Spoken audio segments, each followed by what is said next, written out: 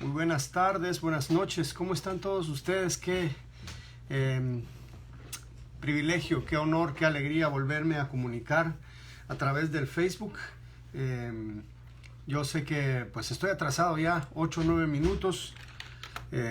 Espero que todos ustedes estén conectados. Comiencen a contarme ahí cuántos hay conectados para poder empezar. Por lo menos con 4 personas ya podemos empezar. Para mientras, déjenme contarles, ya tenemos como 2 meses quizá de no juntarnos, pero me recuerdo bien que fue lo último que vimos, y lógico, en el libro de los Hechos,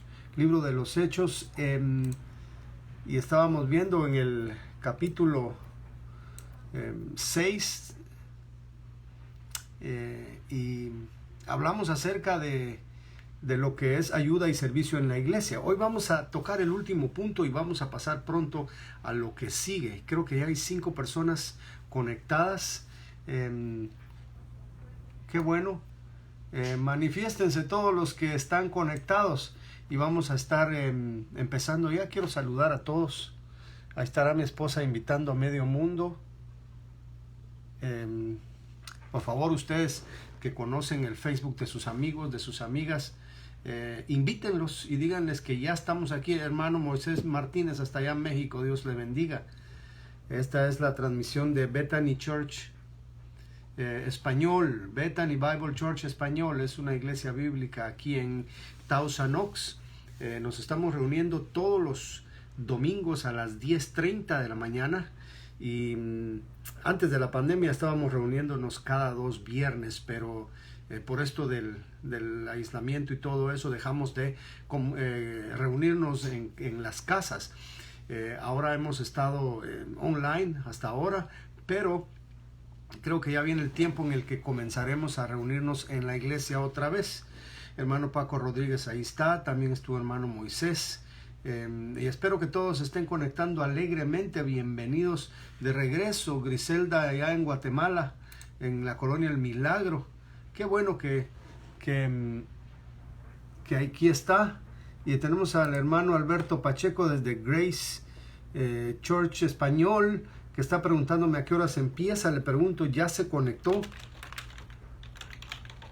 Y vamos a ver qué me contesta. Un hermano que pronto nos va a estar visitando allá en la iglesia. Conoce mucho a nuestro hermano Barry Herman, y a ver qué tal sale todo. Ya tenemos 9 personas conectadas. Jesús Granados está conectado. Saludos, un compañero de trabajo. Bueno, vamos a hablar hoy acerca del capítulo 6 y capítulo 7 en los Hechos de los Apóstoles. Ahí tenemos el final de un relato, y un relato completo. No sé cuánto tiempo nos va a llevar, porque esto de Esteban está un poco largo. Lo organicé de tal manera a que pueda irlo explicando rápido. Lo importante es que lleguemos a la conclusión de por qué está ese pasaje ahí. Saludos a Doris Gómez. Bueno, ¿qué tal ustedes si le pedimos a Dios que nos ayude, que nos bendiga en este pequeño estudio, para dejar algo bueno y dejar algo positivo en la mente? Vamos a pedirle a Dios que nos bendiga. Cierre sus ojos, vamos a orar. Si va manejando, no cierre sus ojos.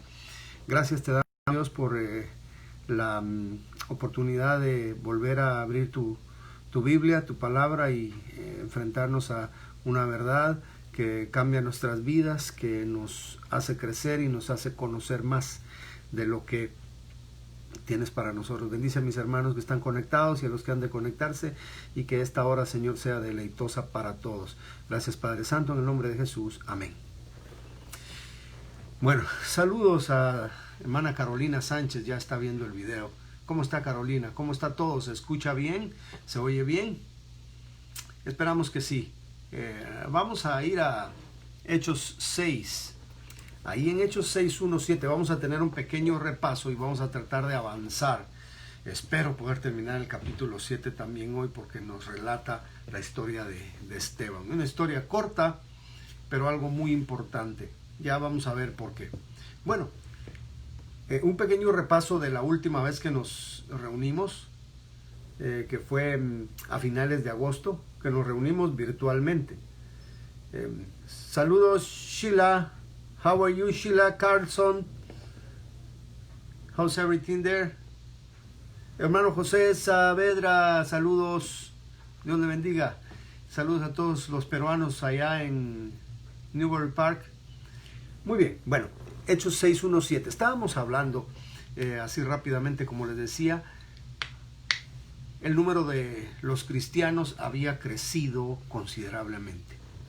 Se habían añadido muchos y hasta ahorita calculamos unas 10,000 personas allí en Jerusalén beneficiándose de la comunión, beneficiándose de la iglesia, de la ayuda que la iglesia daba. Algunos vendían sus propiedades y ponían el dinero al servicio de la iglesia, y los apóstoles eran quienes lo repartían, quienes daban equitativamente la ayuda a todos los que necesitaban. Pero llega el momento en que las viudas de los que no eran judíos no eran bien atendidas. No sabemos por qué. Quizá alguien ahí estaba cometiendo algún error.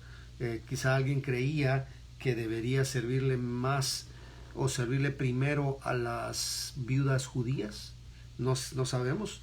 Probablemente así era. Se estaban equivocando ahí. La verdad es de que vemos que la mayor que quienes estaban a cargo de repartir esa ayuda eran los apóstoles, y estaban muy ocupados.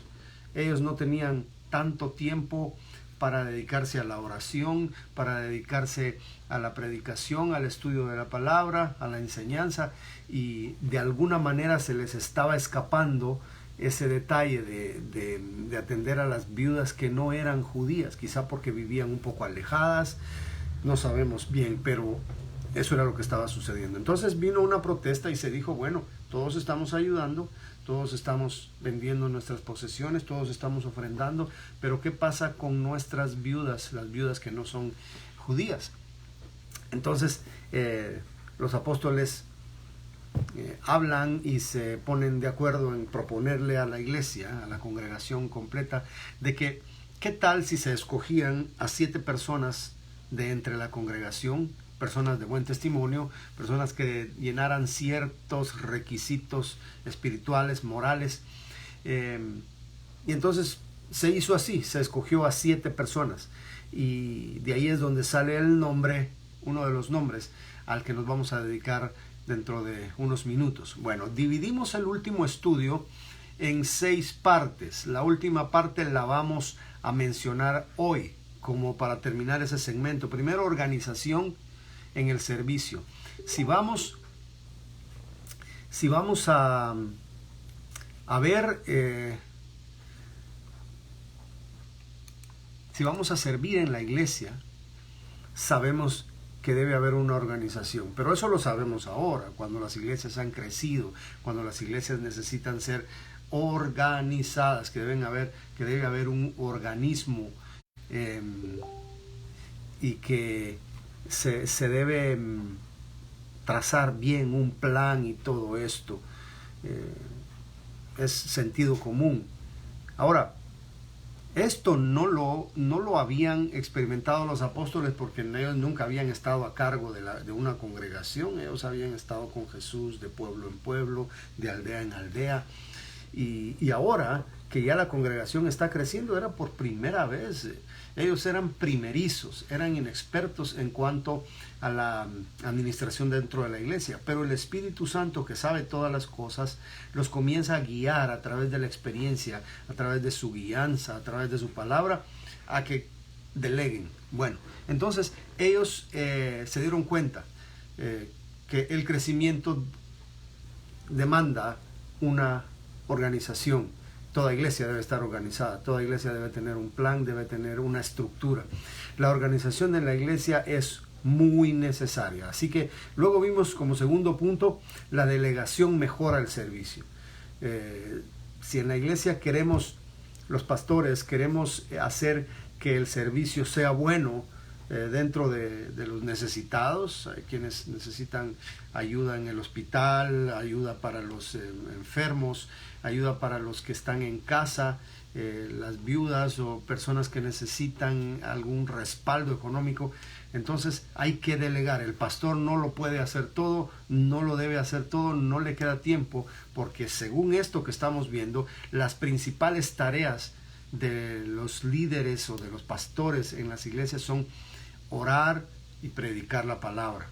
Es cierto, se debe hacer de todo lo necesario, pero llega el momento en el que hay que delegar, ¿verdad? Así que el servicio no debe estar centralizado en pocas personas cuando la necesidad es grande. Hay que darle a los demás qué hacer para que sean bien atendidos todos. Es necesario que cada miembro desempeñe su trabajo. Eso es importante, un principio muy importante. Ahí habían hombres aprobados por Dios y por la congregación para servir, y ahorita era el momento de ponerlos a trabajar. Ahora, no podemos sacrificar la predicación y la oración de los líderes que fueron llamados a eso por el servicio, pero debemos servir, así que a cada quien hay que darle lo suyo para que haga. Eso fue nuestro segundo punto, la delegación. El tercer punto fue: el llamado divino determina el área a servir. Dios es el que decide dónde va a servir cada uno. Dios es el que decide quién es el que va a servir también, porque no va a autonombrarse a alguien, no va alguien a decir que porque tiene ciertas habilidades lo va a hacer. Es Dios quien primero decide, y aquí Dios está decidiendo quiénes, porque lo dice ahí en su palabra: vamos a escoger a cierto fulano de tal que sean, vamos a escoger a quien tenga estas características. Si no las llena, no va a calificar, está descalificado. Hoy en día en las iglesias a veces se ha cometido el error de poner en el liderazgo o poner en el servicio a personas que no están viviendo una vida como Dios manda, y eso es lo que se enseña en este pasaje. Bueno, Dios es el que llama, Dios es el que determina quién lo ha de hacer. Como punto número 4 vimos: la aprobación de la iglesia define a quiénes van a servir. La congregación aprueba según el testimonio de la vida, el testimonio de vida de las personas. Si la congregación mira que este hermano, que este miembro llena los requisitos, que es aprobado y que realmente va a ser de buen testimonio para el mundo que nos rodea, esa persona debe ocupar el cargo. Había mencionado de que muchos llaman a estas 7 personas diáconos, porque eran personas llamados a servir, y diácono quiere decir servidor. Realmente este no es un texto, no es un párrafo que nos mencione, que nos hable del principio de los diáconos. Hay otros párrafos en otros libros, como en las cartas de Pablo, allá en Timoteo. Aquí lo que podemos ver fue la primera necesidad que se estuvo sufragando, sustentando en la primera iglesia, quizá un poquito menos de un año de haber nacido la iglesia, en Hechos 2. Ahora, la iglesia es la que debe aprobar a los hermanos. Hay que observarlos, hay que tenerlos bajo el ojo. Veamos a alguien que tiene talento, pues observemos también si tiene buen testimonio, entonces llenó los requisitos. Si tiene en orden su casa, si es una persona de la que todos hablan bien, está bien que esté en liderazgo de la iglesia. Si hay alguien que dice: este hermano tiene tal problema, está viviendo en inmoralidad, está viviendo en borracheras, todo eso, entonces no se debe escoger a una persona en liderazgo ligera, sino que se debe observar primero. Bueno, también en la iglesia, para terminar, el número 4, una persona debe ser calificada según la iglesia para servir. Si una persona no tiene el don de servicio, si una persona le gusta que le sirvan, si una persona nunca levanta un papel, si una persona nunca le abre la puerta a alguien, si nunca acomoda una silla, esta persona no sirve para servir. Así que ¿cómo lo vamos a poner en el servicio de todo lo que se necesita de la iglesia? Y déjenme decirle una cosa: en la disponibilidad de la persona de servir, que es quizá uno de los dones más duros físicamente hablando, porque pues hay que hacer muchas cosas. No es estar allá de enfrente en la plataforma, sino estar parado, caminando, acarrear cosas, ir a visitar, llevar, traer. ¿Qué sabemos? Hay muchas cosas que se deben hacer en el don de servicios. Si una persona no demuestra que tiene la disponibilidad para servir, tampoco se le debe poner en un puesto más elevado, porque no tiene el amor, no tiene la humildad, la sencillez de servir y de apoyar y de poner manos a la obra. Es bonito estar en la mesa planificando, administrando, haciendo reglas, llevando, trayendo cosas en el papel donde nada cuesta, pero la humildad y el amor a la iglesia se demuestra cuando una persona se arremanga, cuando una persona suda, cuando una persona hace lo que tiene que hacer. En este caso era servir las mesas, dicen ellos. Era para referirse a que había que administrar los alimentos o para las necesidades de las viudas, las que realmente no tenían quien por ellas. Muy bien. Entonces, la iglesia debe aprobar a esos servidores. La formalidad resalta la importancia en el servicio. Le pusieron las manos a los hombres, los instalaron oficialmente, y esto es importante, hermanos, darle su lugar a la persona cuando se le instala, nombrarlo enfrente de todos. En primer lugar, eso responsabiliza a la persona a que debe ser formal. A Timoteo, Pablo le dice: mira, recuérdate que se te impusieron las manos enfrente de la congregación y el presbiterio, y pues tienes una gran responsabilidad, cumple tu ministerio. Y en segundo lugar, se le da el permiso a la persona en público y se le oficializa para que la gente lo respete y lo honre en ese puesto que tiene que hacer. Nadie le va a decir: y bueno, ¿y a ti quién te mandó que vinieras a decirme dónde me voy a sentar, o para dónde tengo que agarrar, o dónde empieza el asunto? No. Todos deben saber que esta persona está autorizada para ese servicio. Bueno, hay que tener cierta formalidad porque eso le da seriedad, le da importancia al servicio. El último punto, entonces, la organización es una bendición.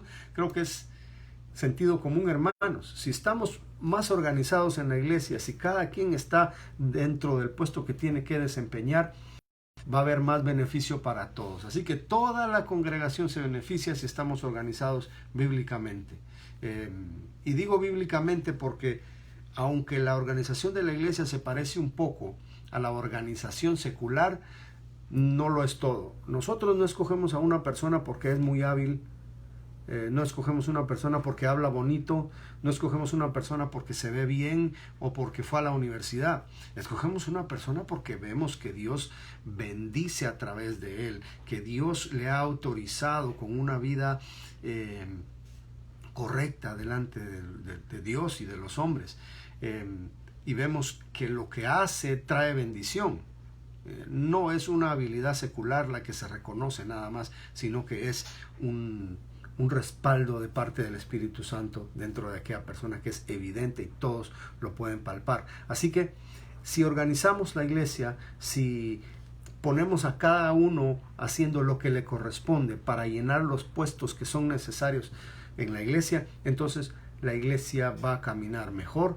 No va a haber nadie que necesite más que otro, sino que todo va a ser desempeñado a tiempo y a su cabalidad, en la forma necesaria. Hermanos, las iglesias deben ser organizadas, administradas de buena forma. Pastores, sigan administrando, sigan bendiciendo la iglesia con organización.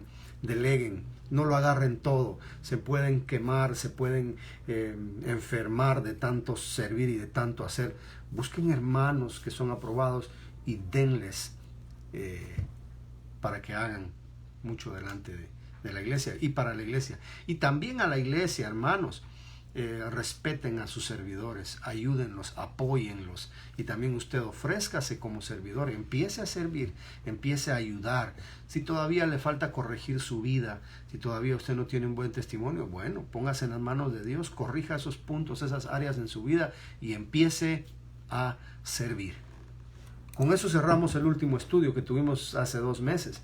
Y creo, hermano, que fue una gran bendición porque hablamos un poquito más tendido acerca de eso, más largo. Ahora, vamos a hablar del caso de Esteban. ¿Qué sabe usted de Esteban? ¿Qué sabe usted de Esteban? Él era uno de los 7 que escogieron ahí. Algunos le llaman los 7 diáconos. Ok, ellos servían, ellos diaconaban, eran diáconos. Diaconía es servicio. Ahora, vamos a pasar al capítulo 7. Capítulo 7, tenemos media hora para esto. Se me hace que el capítulo 7 no lo vamos a terminar. Tenemos aquí una acusación en contra de Esteban. Esteban, ese hombre que estaba sirviendo. Pero aquí vemos que Esteban sobresale a los demás, porque de nadie más de los otros se menciona mucho. Pero de Esteban, quizá hay algún otro por ahí que se menciona también, pero de Esteban, mire lo que se dice. Mire lo que se dice. Esteban lleno de gracia. Perdón. No vamos a ir al capítulo 7 todavía. Ese es el discurso de Esteban. Pero vamos a ir al versículo 8 del capítulo 6, antes de pasarnos al 7. Versículo 8. Ahí habla de Esteban. Nos da algunas cosas. Versículo 8. Y Esteban lleno de gracia y de poder, hacía grandes prodigios y señales entre el pueblo. Aquí vemos una diferencia. Porque los otros diáconos, los otros 6 diáconos, ellos eran varones de buena conducta, llenos del Espíritu Santo, ellos tenían buen testimonio. Pero solo se habla de Esteban, de que él era lleno de gracia y de poder. Dios estaba obrando milagros a través de este Esteban. Este hermano tenía más dones. Este hermano tenía don de sanidad, probablemente, tenía don de milagros, y él estaba haciendo, dice, grandes prodigios y señales entre el pueblo. Este es un relato de resúmenes, y nos vamos a dar cuenta que el capítulo 7 es bastante largo, pero es un resumen del Antiguo Testamento. Es un resumen del Antiguo Testamento y está bien resumido ahí por parte de Esteban. Pero vamos a ir. Entonces dice que Esteban era una persona especial. Dios había derramado su poder sobre él, lleno del Espíritu Santo, y que estaba obrando milagros entre el pueblo. Muy bien. Versículo 9. Pelo en la sopa. Entonces se levantaron unos de la sinagoga, llamada la de los libertos. ¿Quiénes eran estos libertos? Se cree que eran personas que habían sido esclavos antes. Y que por alguna razón habían logrado libertarse de la esclavitud. La sinagoga así se llamaba, los libertos. Una sinagoga es la escuela judía. Ahí se trataban cosas seculares y cosas bíblicas. Ahí era donde se juntaban los judíos a aprender. Vemos que Jesús predicaba en las sinagogas y pues ahí no le iba muy bien, le iba mejor a Jesús predicando en el campo, afuera de la ciudad. Pero se cree que la sinagoga es un sistema que nació en el cautiverio. Los israelitas, cuando llegaron a Jerusalén, tenían su templo y ahí se reunían. Pero cuando su templo fue destruido allá en el año 586 a.C., ellos fueron exiliados. Y entonces no tenían el templo. Ellos se juntaban en la sinagoga y ahí era donde aprendían cosas de la vida diaria y también aprendían cosas de la Biblia. Esa era la escuela judía. Bueno, entonces esta sinagoga de los libertos y también de los de Cirene, en esa sinagoga se reunían los libertos, los de Cirene, que era un lugar, los de Alejandría, que es otro lugar, de Cilicia y de Asia, disputando contra Esteban. Esa sinagoga tenía mucha gente, estaban distribuidos y ahí estaban juntos en Jerusalén. El movimiento de la iglesia era grande, habían ganado popularidad, mucha gente, creciendo la iglesia, pero Esteban andaba predicando y seguramente se juntó con esta gente y comenzaron a disputar, disputando con Esteban. Probablemente Esteban predicando el evangelio. Estos escucharon y comenzaron a debatir, disputando, discutiendo, argumentando. Y dice el versículo 10, no podían resistir a la sabiduría y al espíritu con que hablaba. Fíjese, la Reina Valera, espíritu, le pone ahí con E mayúscula. Déjenme hacer una pequeña consulta acá. Usted que tiene por ahí la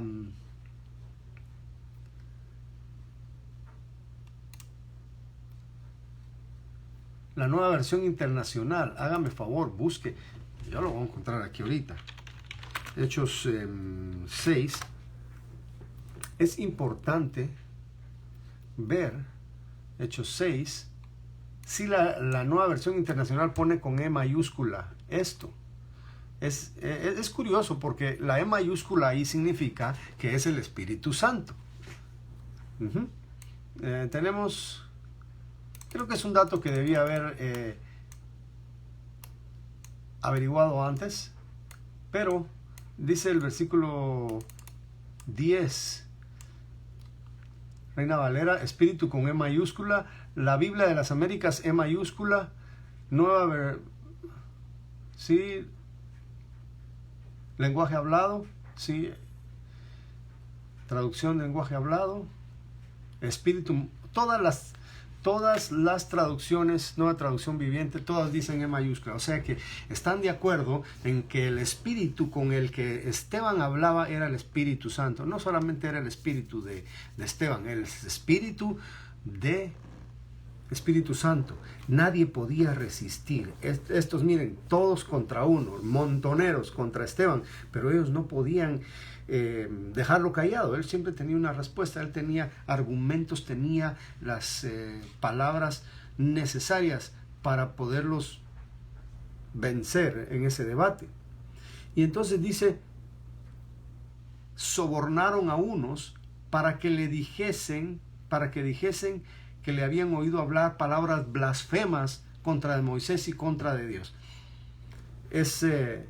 Aquí es palpable lo que dice Pablo en Romanos.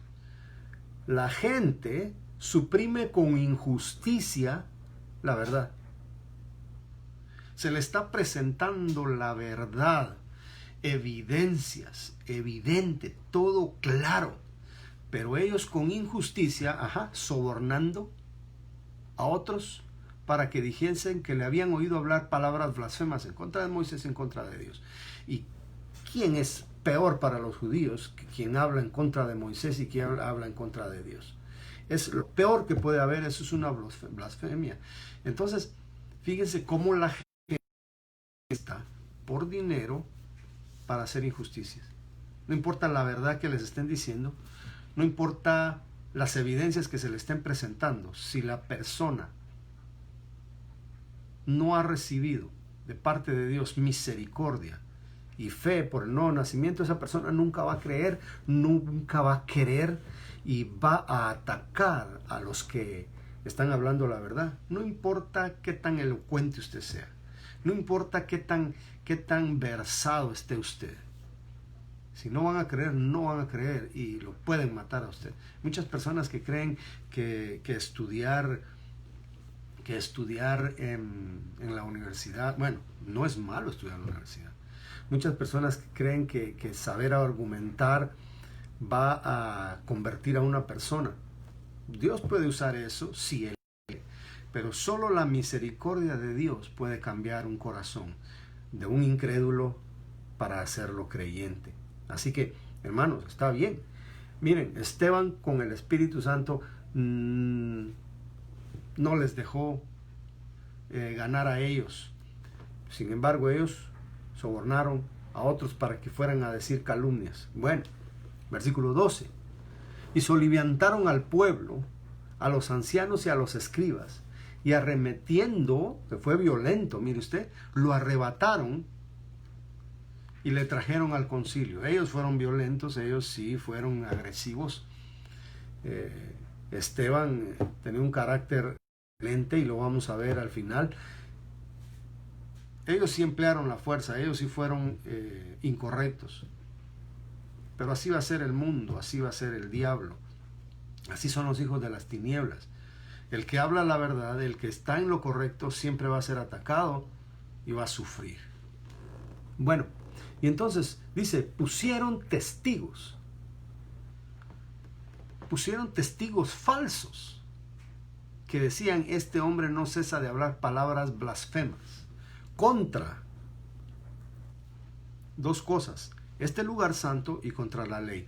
Este lugar santo se refieren al templo, contra la ley. Bueno, primero dijeron contra Moisés y contra Dios, y ahora dicen contra el templo y contra la ley. Prácticamente todo eso está asociado. Pues le hemos oído decir que este Jesús, fíjense que ya ahí en el concilio, capítulos atrás, apenas habíamos visto que los principales sacerdotes, los fariseos, los escribas, los herodianos, todos estos estaban en contra de los apóstoles y les habían amenazado y les habían dicho, no prediquen en ese nombre. Mas los apóstoles dijeron, no podemos dejar de decir lo que hemos visto y oído. Entonces dentro de ese movimiento están cuando surge el nombre de Jesús. Vea bien aquí lo que dice. Dice que ese Jesús de Nazaret, no dicen el Mesías, no dicen el Hijo de Dios, ese Jesús de Nazaret destruirá este lugar y cambiará las costumbres que nos dio Moisés. Miren, esto es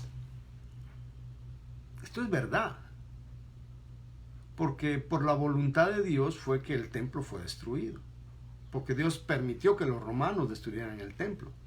Y también hay algunas costumbres, las leyes ceremoniales, todos esos rituales, los sacrificios, todo eso con la muerte de Jesús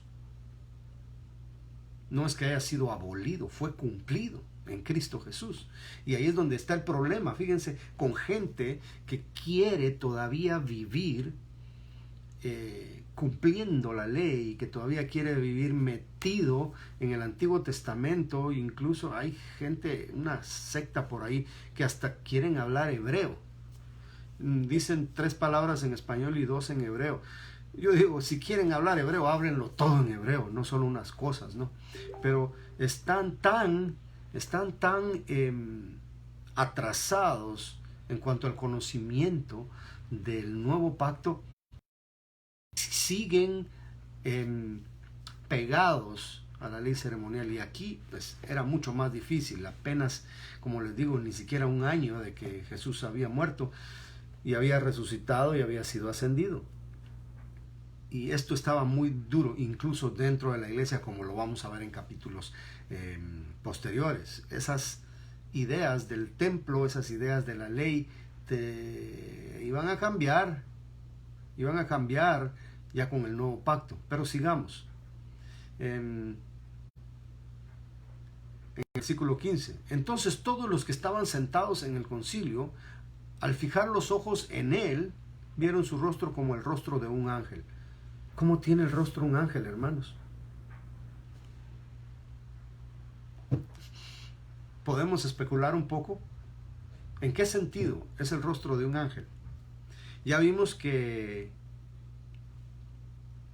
Esteban hacía milagros y prodigios. ¿Será que el rostro de Esteban en ese momento ofreció algo sobrenatural? No lo especifica. Podemos especular. Tal vez brillaba, tal vez no sé, ofrecía otro color, otro parecer.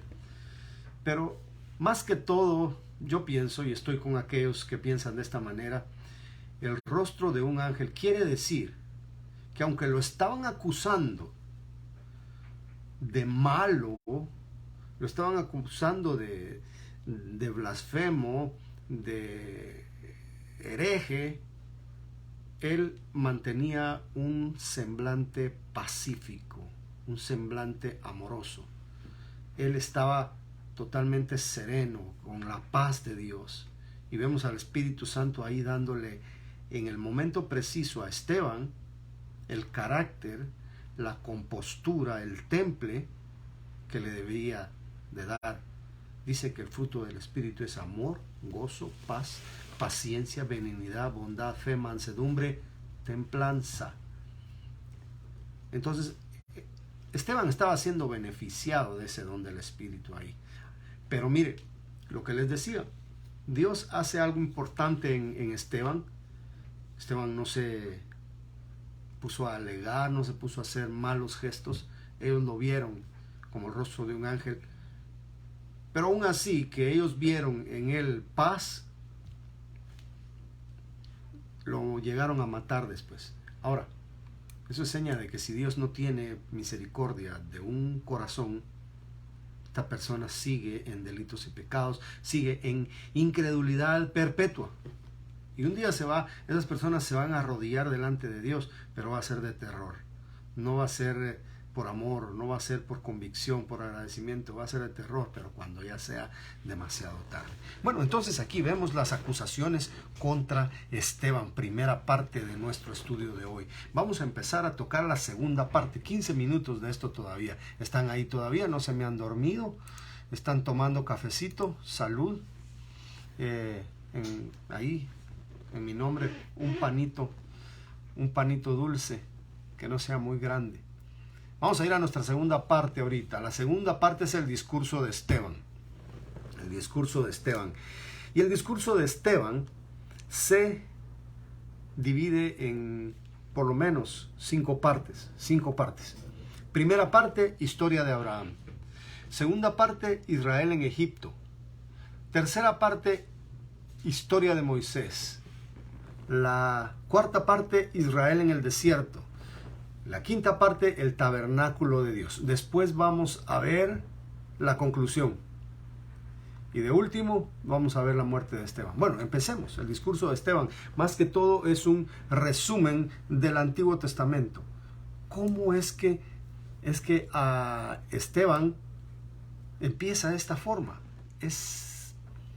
Si lo vemos detenidamente y vemos los resultados, nos vamos a dar cuenta que Dios está dando un mensaje al pueblo de Israel y se lo está repitiendo y le está poniendo enfrente algo que el pueblo de Israel siempre ha hecho. Ahora, miren pues, dice, como el rostro de un ángel. Luego en el versículo 1, que es continuación del relato, no existían capítulos cuando Lucas escribió. Dice, el sumo sacerdote, entrando al capítulo 7, versículo 1, dijo entonces a Esteban, ¿es esto así? ¿Es esto así? Aquí es donde viene la respuesta de Esteban. Esteban dice, varones hermanos y padres. ¿Qué quiere decir hermanos? Ok, paisanos.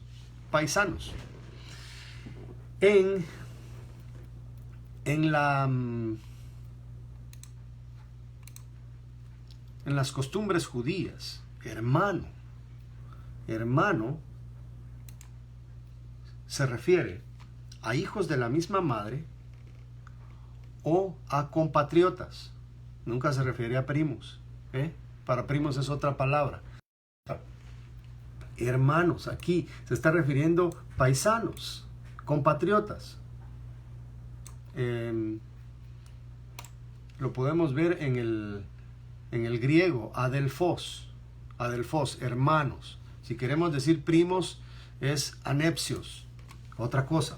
Bueno, entonces, varones hermanos y padres. ¿A qué se refiere con padres? A los líderes de aquel momento, porque ahí estaban los hermanos que eran los de la sinagoga y el pueblo que lo estaban acusando y los falsos testigos, pero también estaban los sacerdotes. Y aquí el sumo sacerdote fue que le dice, bueno, es cierto de lo que te acusan. Dice, el Dios de la gloria. Todo judío, al escuchar esto, saben que este es Yahvé, o que es Jehová, o que es Elohim, que es el Dios del Antiguo Testamento, el Dios de ellos, el Dios de la gloria. Miren cómo empieza Esteban. No empieza con lo que al final les quiere decir. Esteban dice, vamos a empezar con lo que todos estamos de acuerdo. Con lo que todos estamos de acuerdo. Y al final les voy a presentar lo que quiero.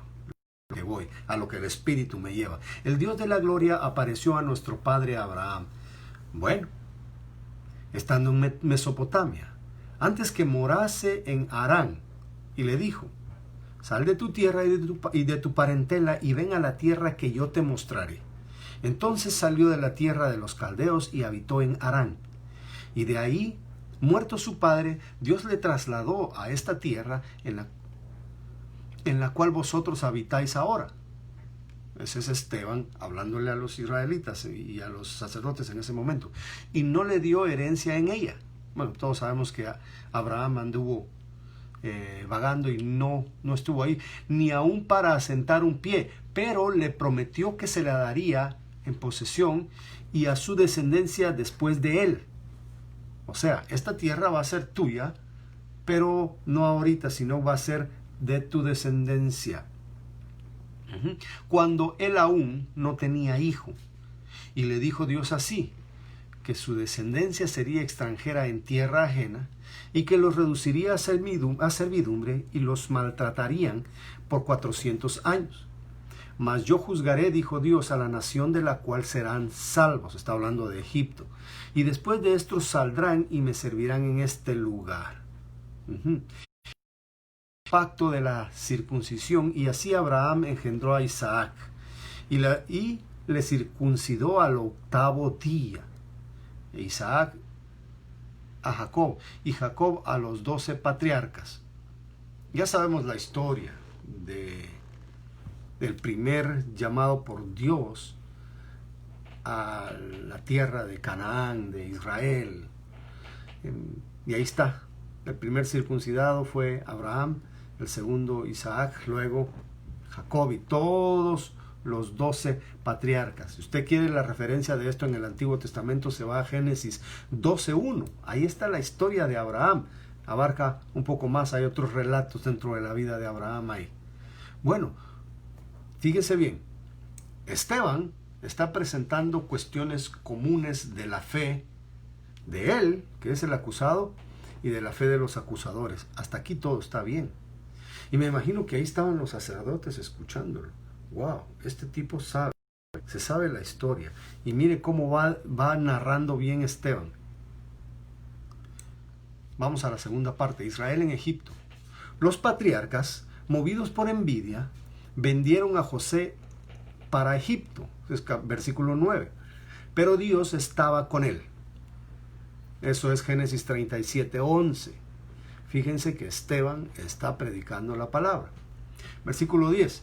Y le libró de todas sus tribulaciones y le dio gracia y sabiduría delante de Faraón, rey de Egipto, el cual lo puso por gobernador sobre Egipto y sobre toda su casa. Eso es Génesis 39 ya. Vino entonces hambre en toda la tierra de Egipto y de Canaán, y grande tribulación, y nuestros padres no hallaban alimentos. Cuando oyó Jacob que había trigo en Egipto, envió a nuestros padres la primera vez. Y en su segunda, José se dio a conocer a sus hermanos, y fue manifestado a Faraón en el linaje de José. Y enviando, José hizo venir a su padre Jacob, y toda su parentela, en número de 75 personas.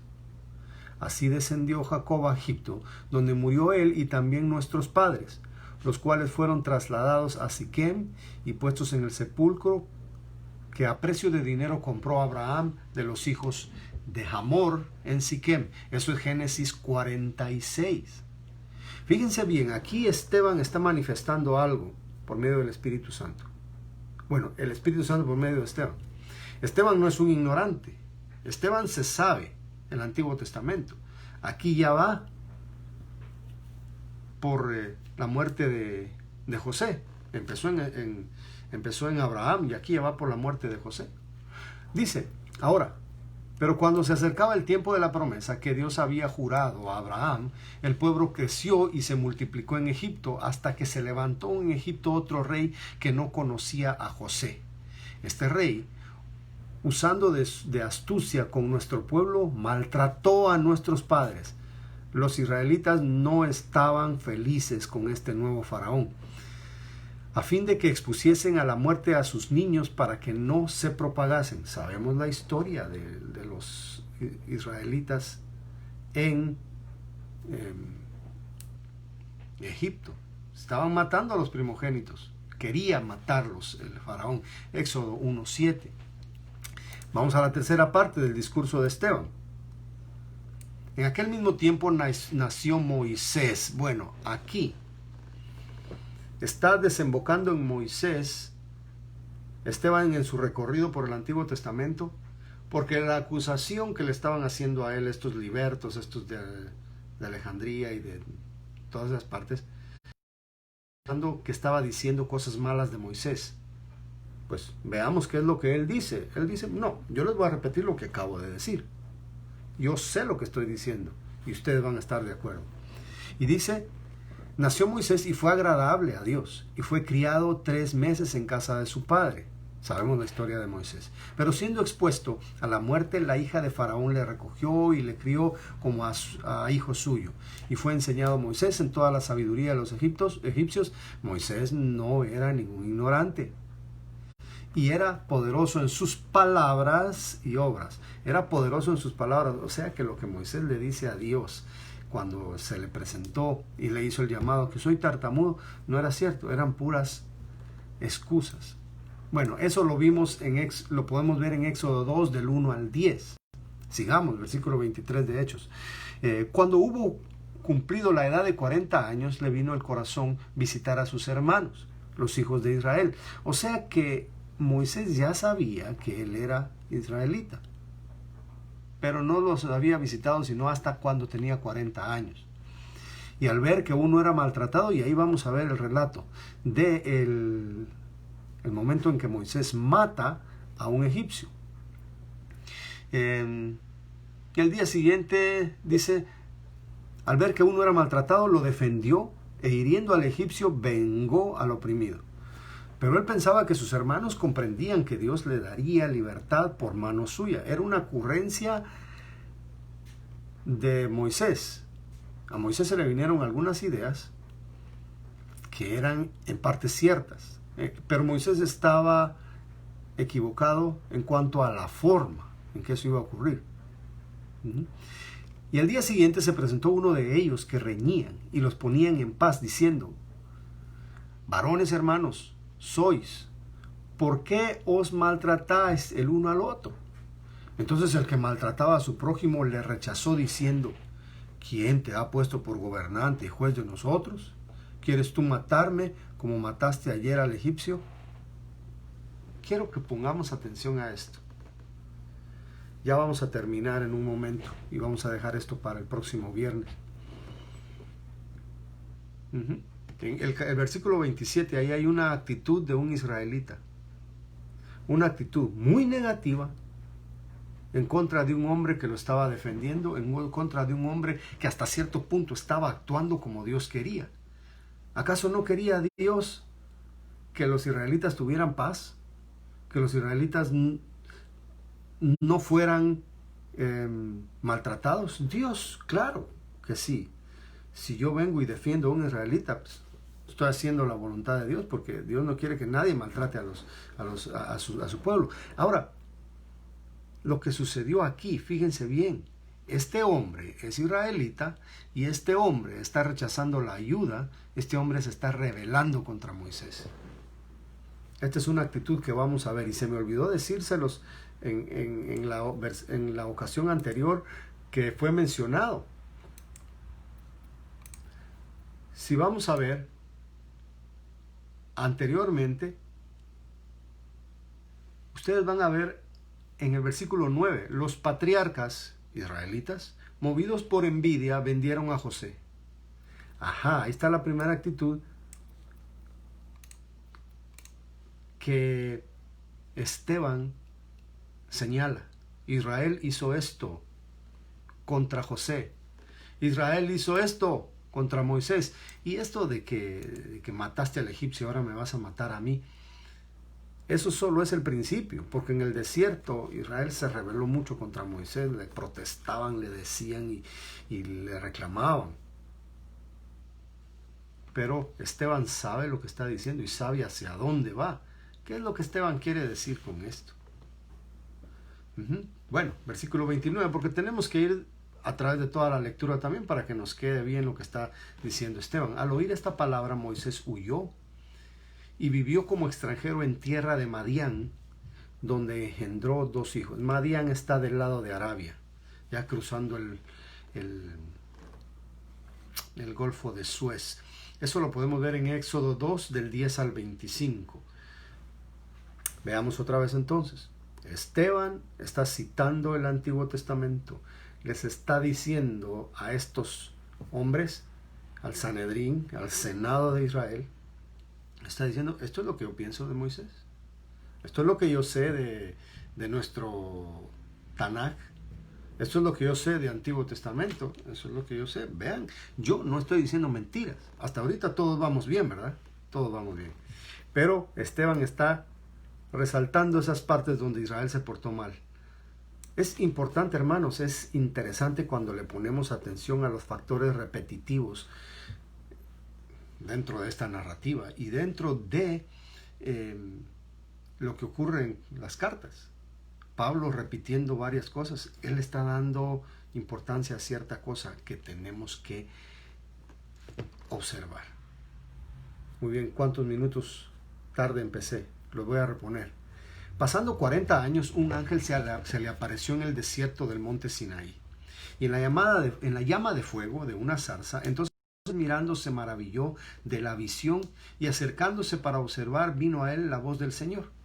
Yo soy Dios de tus padres, el Dios de Abraham, el Dios de Isaac y el Dios de Jacob. Esto es importante. Yo soy el mismo Dios, soy el mismo, el Dios generacional. Soy el Dios único. ¿A qué estaba acostumbrado Moisés? A ver, el Dios de las moscas, el Dios de las ranas, el Dios del sol, el Dios de la luna, el Dios del río, el Dios de la muerte. Un Dios para cada cosa, diferentes dioses para cada cosa. Aquí Jehová le dice a Moisés, yo soy el mismo Dios de él, el mismo Dios de él, yo soy uno solo. Esto tiene mucho significado. O sea, yo llamé a Abraham, yo llamé a Isaac, yo llamé a Jacob y a todos los patriarcas, los que son padres de ustedes. Entonces dice, y Moisés temblando, ¿quién no va a temblar en frente de Dios, verdad? No se atrevía a mirar. Y le dijo el Señor, quita el calzado de tus pies porque el lugar en que estás es tierra santa. O sea, tus zapatos sucios, tus zapatos sudados, cuando entras a una casa te los quitas, ¿verdad? Cuando llegas de visita a algún lado, no entres la tierra que traes, no entres el lodo que traes, el polvo, todo lo que está allá afuera, quítatelo. Y Dios le dice eso, mira, este lugar es santo, porque aquí estoy yo. Estás en presencia de alguien importante, quítate los zapatos, tenme reverencia. Ciertamente he visto la aflicción de mi pueblo, dice el versículo 34, que está en Egipto, y he oído su gemido, y he descendido para librarlos. Ahora pues, ven, te enviaré a Egipto. Esto fue bien duro para Moisés. Moisés venía huyendo de Egipto. Moisés no quería saber nada del faraón que lo quería matar, de los egipcios que querían que Faraón lo matara, de sus hermanos los hebreos que no lo querían por juez. Y Moisés estaba contento ahí arriando cabras en el desierto con su esposa, con sus hijos, tomando leche de cabra, comiendo cordero. Estaba bien, alejado de los problemas, pero Dios le dice, te voy a llamar, te estoy llamando y te voy a llevar a Egipto y tú vas a rescatar a mi gente. Moisés, por la mente de Moisés ya había pasado esa idea antes. Y me imagino que después de 40 años de ser pastor, ¿verdad? En la tierra de Jetro, su suegro, ya esa idea se le había desaparecido de la mente. No me vuelvo a meter yo a defender gente, no vuelvo a manchar mis manos por alguien que no me va a agradecer. Pero Dios le dice, sí, eso es lo que te toca hacer. A este Moisés, dice dice Esteban, a quien habían rechazado. Aquí está otra cosa que tenemos. Si usted tiene un marcador amarillo ahí, márquelo en las palabras de Esteban. A quien habían rechazado, diciendo, ¿quién te ha puesto por gobernante y juez? A este lo gobernante. ¿Por qué resalta eso, Esteban? Porque estos fariseos y estos libertos y estos sacerdotes estaban haciendo lo mismo. Ya les eché el punto del discurso de Esteban.